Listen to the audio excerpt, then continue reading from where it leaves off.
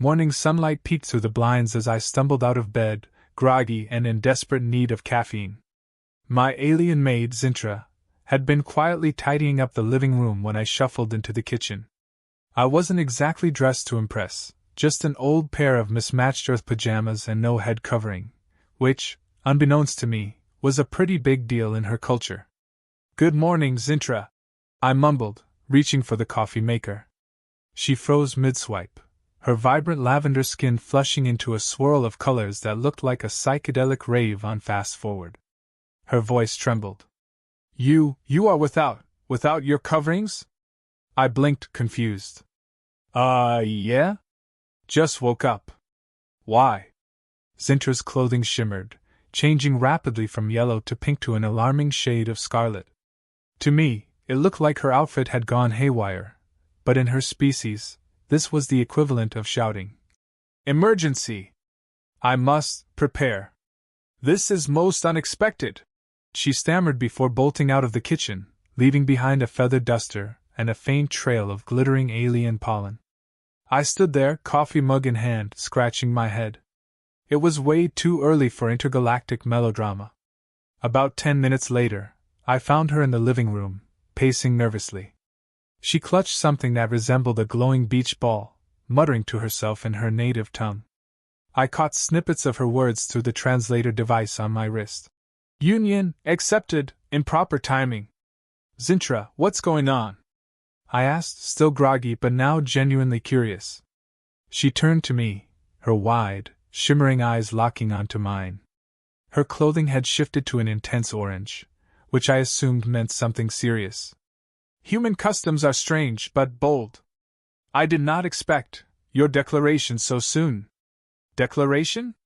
I frowned. "What declaration?" "I just wanted coffee." She looked mortified, her outfit flickering between green and white like a malfunctioning neon sign. "Your lack of coverings, it is a gesture. A bold, unfiltered confession of your deepest emotions." It took me a second to process what she was saying. "Wait, you think me walking around in pajamas is a confession of love?"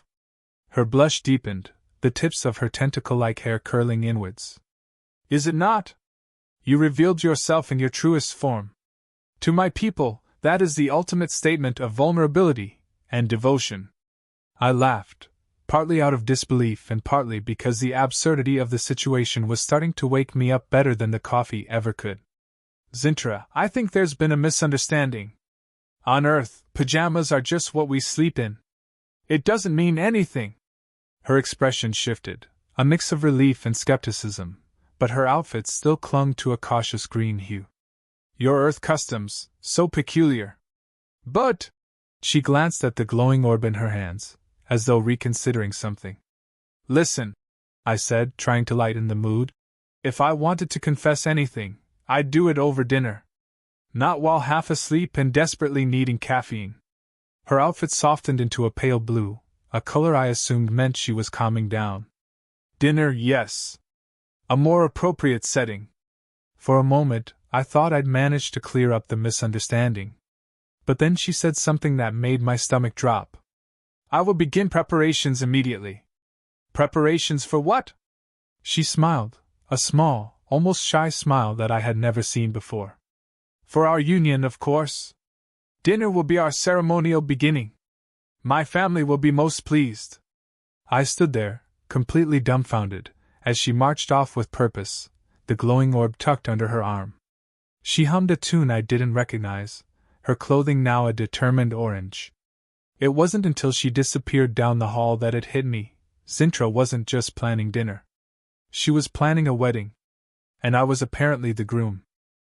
I spent the next hour pacing around the kitchen, trying to piece together what had just happened. Was she serious? A wedding? How had my lazy morning stumble turned into an intergalactic engagement? I needed answers, but every time I tried to find Zintra, she was darting around the house like a woman possessed. At one point, I caught her in the backyard, holding what looked like a massive glowing orb surrounded by fluttering alien butterflies. She was muttering to herself in a mix of her native language and broken English. "This will impress them. The colors must be perfect for bonding ceremony." Green for harmony, orange for passion, blue for... Oh, he will look so handsome. I leaned against the doorway, crossing my arms. Zintra, can we talk? She jumped, nearly dropping the orb, her clothing flashing a frantic yellow. It's bad luck to speak before the ceremony. You must wait. Bad luck? Zintra, we're not even engaged. This is all a big misunderstanding. She gave me a look that could only be described as pity. Poor human, so nervous. Do not worry. I will handle everything. You only need to arrive and smile. That's not the issue, I said, but she was already marching back inside, muttering about color combinations and food pairings. It wasn't just her. By mid-afternoon, a group of her relatives had started showing up. They ranged in size and shape, each more bizarre than the last. One had translucent skin that rippled like a jellyfish, while another had a neck that extended like a telescope whenever someone spoke to them. They all looked at me with a mix of curiosity and approval, speaking in hushed tones that my translator struggled to keep up with. Such boldness, so rare in a human. His lack of coverings, a true display of vulnerability. He will make a strong mate for Zintra. I tried to explain myself, but every word seemed to dig me deeper into the hole. When I said, "This is a misunderstanding," they interpreted it as modesty. When I joked, "I'm not sure I'm ready for this," they called it endearing humility. Zintra's uncle, at least I think he was her uncle, clapped me on the back with a slimy, tentacled hand. "Do not fear, young human. You will adapt to our ways.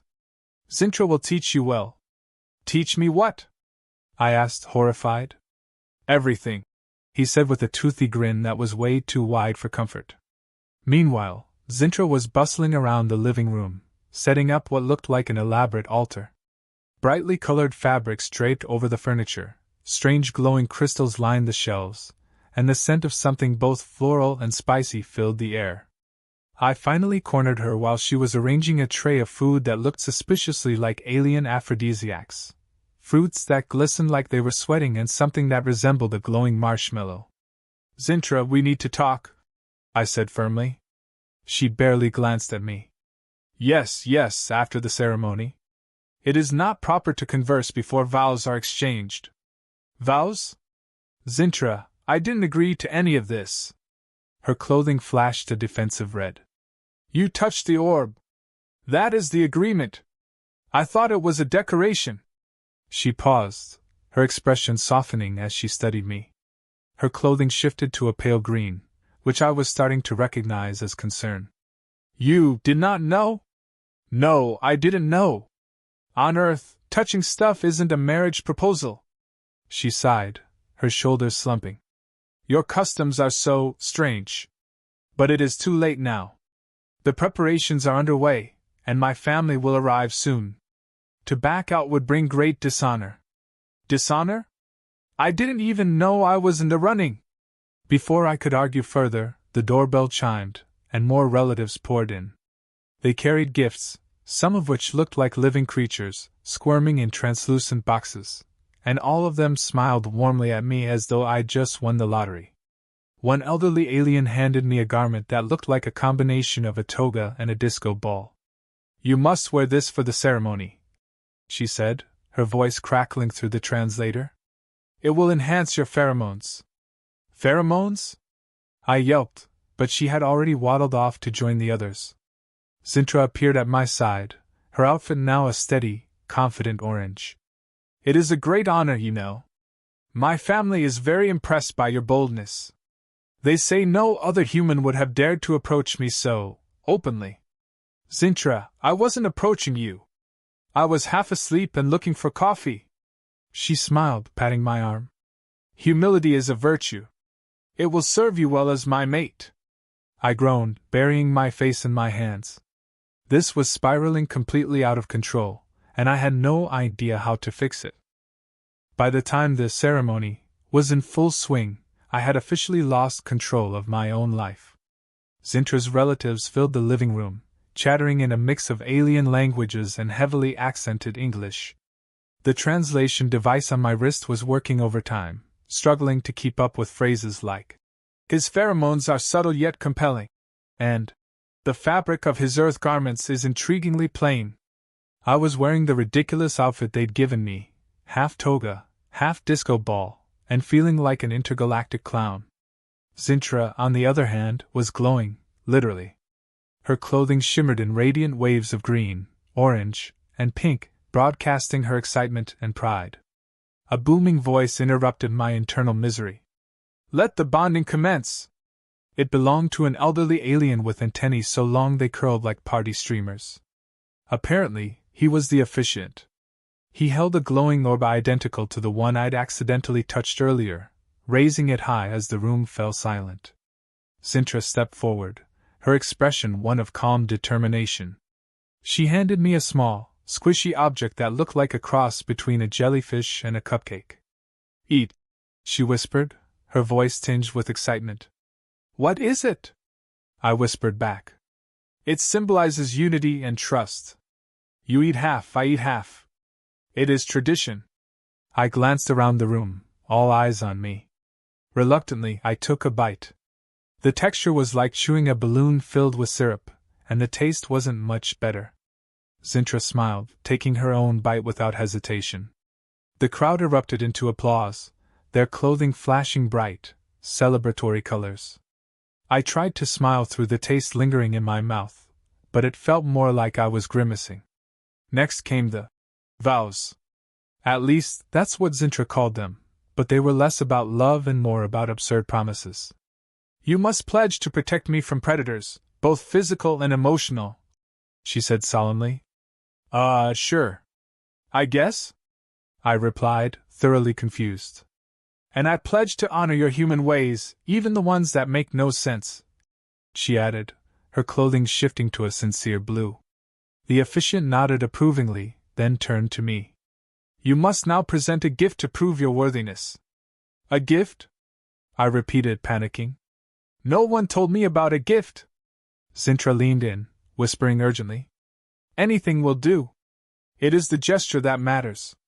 Frantically, I dug into my pocket and pulled out the first thing I found, an old keychain shaped like a miniature rocket ship. I held it out, hoping it wouldn't offend anyone. The room fell silent as the officiant examined the keychain. Then, to my astonishment, he nodded with approval. "Simple yet profound. A symbol of exploration and ambition. It is acceptable." I exhaled in relief, but the ordeal wasn't over yet. "For the final ritual," the officiant announced, "the groom must prove his devotion by facing the beast of reflection." "Beast? What beast?" I asked, my voice cracking slightly. Before anyone could answer, a side door opened, and in walked what could only be described as a nightmare come to life.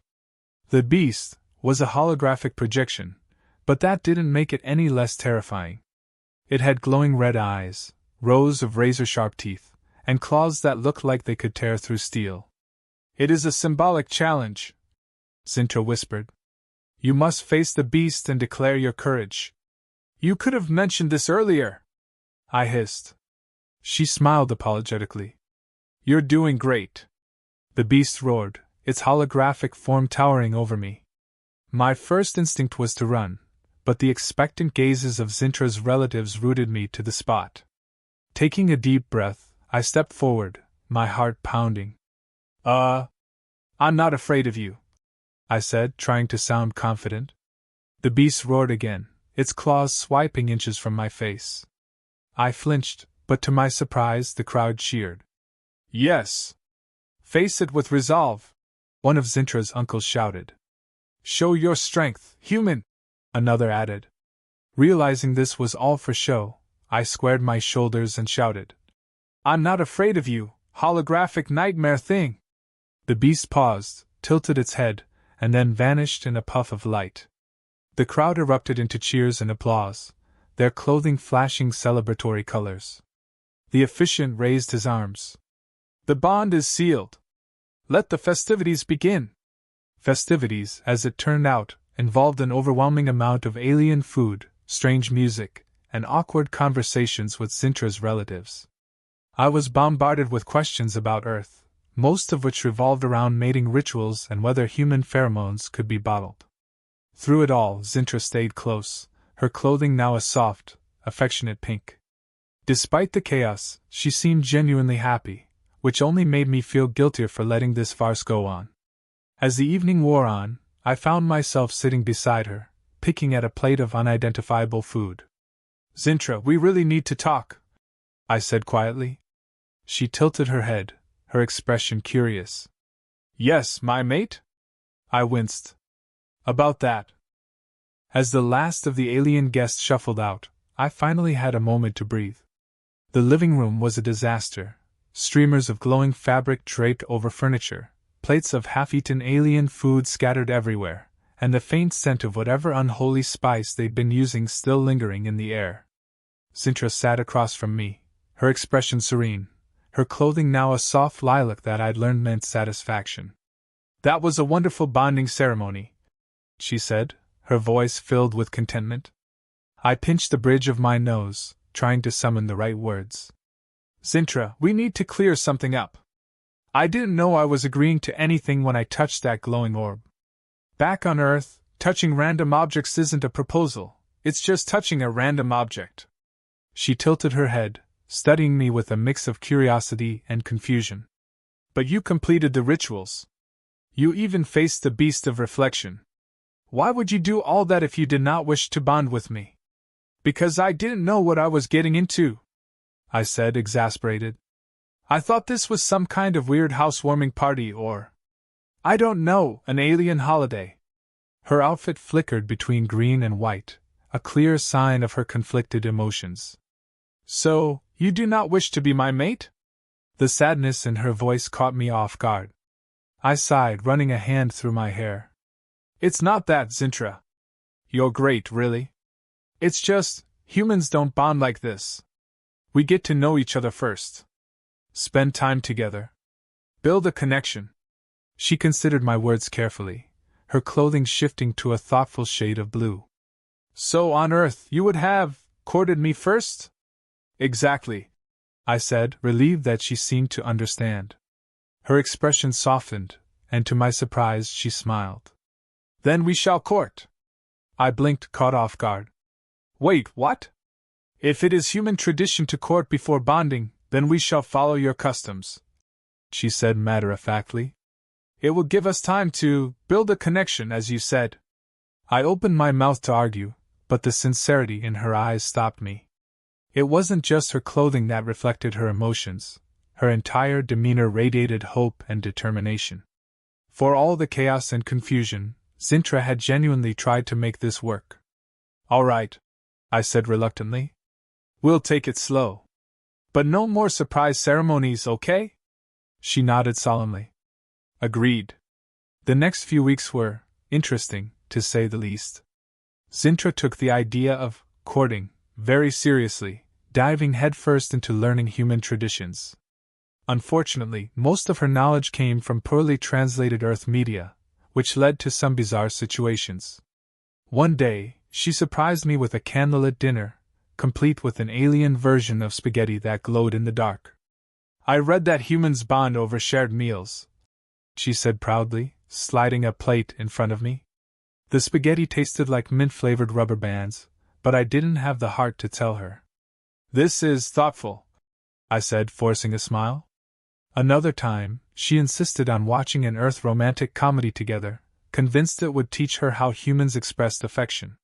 The movie involved a lot of awkward misunderstandings, which only seemed to confirm her belief that humans thrived on chaos. "You see?" she said, pointing at the screen. "Even in your stories, there is confusion before bonding. We are already following the proper path." I didn't have the energy to argue. Despite the oddities, there were moments that caught me off guard. Like the time she tried to bake Earth cookies but ended up with a kitchen full of smoke and a batch of something that looked like neon-colored rocks. She was so embarrassed that her clothing turned a deep gray, and I found myself reassuring her that it was the thought that counted. Or the time we got stuck in a rainstorm while walking back from the market, and she laughed, an unrestrained, joyful sound that lit up the otherwise dreary evening. Somewhere along the way, I started to enjoy her company. Sure, She was eccentric and occasionally infuriating, but she was also kind, funny, and fiercely loyal. One evening, as we sat on the couch sharing a plate of her glowing alien snacks, she turned to me, her clothing a soft pink. "Do you think we are building a connection?" I smiled, realizing that, against all odds, we actually were. "Yeah, I think we are." Her face lit up, and for the first time, I noticed how beautiful her smile was.